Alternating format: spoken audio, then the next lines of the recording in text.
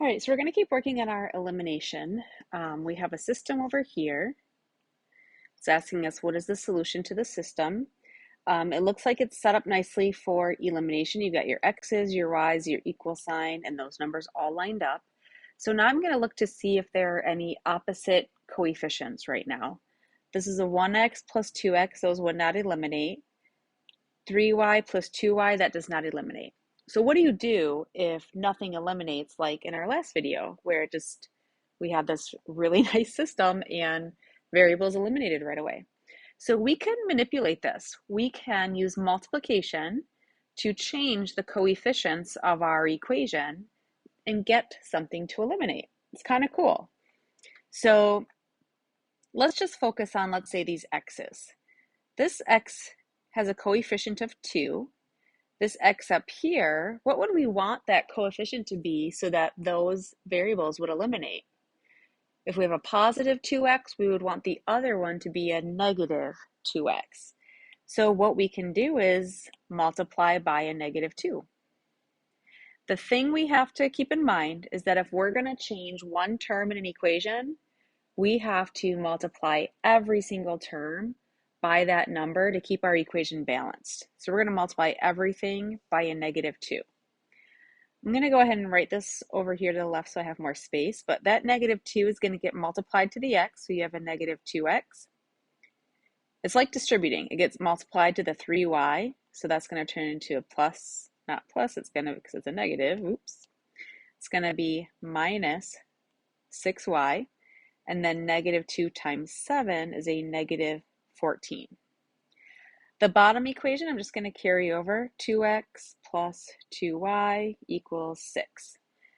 All right, so this video was titled Understanding Equivalent Systems of Equations. So this system that we started with is equivalent to this one.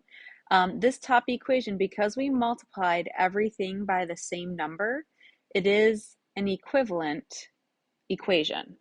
It's like how 1/2 is equivalent to 10 over 20.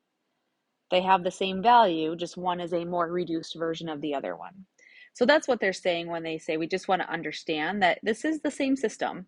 It's equivalent to this one. We will get the same solution. All right, so let's go ahead and add our equations together. We did our little manipulation and got those x's to have opposite coefficients. Negative 2x plus 2x cancels. Negative 6y plus 2y is negative 4y. Negative 14 plus 6 is a negative 8. And now we have eliminated the x's, which allows us to solve for y. Divide both sides by negative 4, and we get y equals positive 2. All right, so we have our solution. Half of it is a positive 2. To get the other half, we're just going to take that 2. I like to go back to the original system and plug in the 2 either for the y in the top equation or the y in the bottom equation, whichever one looks easier. I think the top one looks easier because we want to figure out the value of x, and x is just alone, so that'll be easy to solve for. So x plus 3 times y, which we found to be 2, equals 7. Let's multiply out that 3 times 2, and we get x plus 6 equals 7. Subtract 6 from both sides, and we're finding our x value to be a positive 1. So there's our solution, 1, 2. All right, let's take a look at our second system. We've got our x's, y's, our equal signs, everything's lined up. Do we have opposite coefficients? 1x plus 2x, not there. 2y plus negative 5y, not there either. Okay, so in the last example, we eliminated the x's. In this example, I'll tell you, eliminating the x's is going to be easier, but I just want to show you another way to do an elimination. What if I want to eliminate the y's? This is a 2y, that's a negative 5y. How can I manipulate these equations to get an equivalent system with multiplication? So what I think about is I look at the 2 and the negative 5 and I say, could those multiply up to the same number?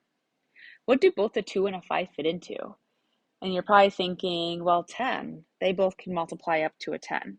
So let's do that multiplication. Let's get this up to a 10y, which means we would have to multiply the equation by 5.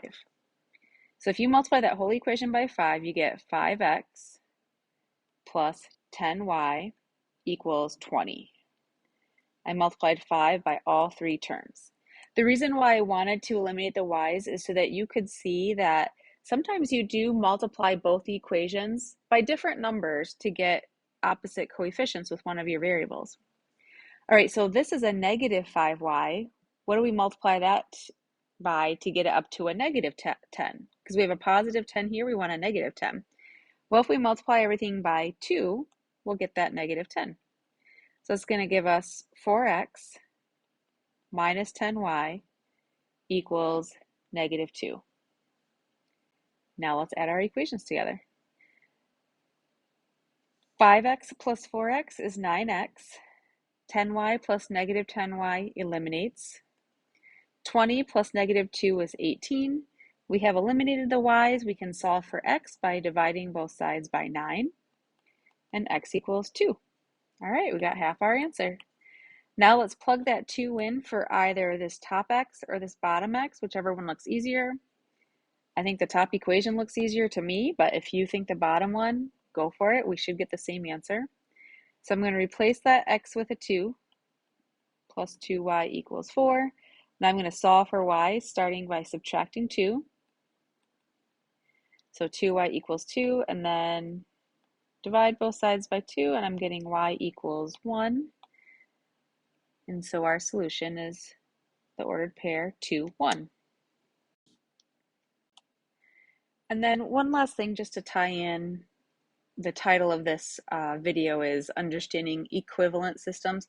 So when we multiply a system and we multiply every single term by the same number, you know, this top equation got multiplied by 5, this one got multiplied by 2. This is an equivalent system, which is why we can solve this system and get the correct answer.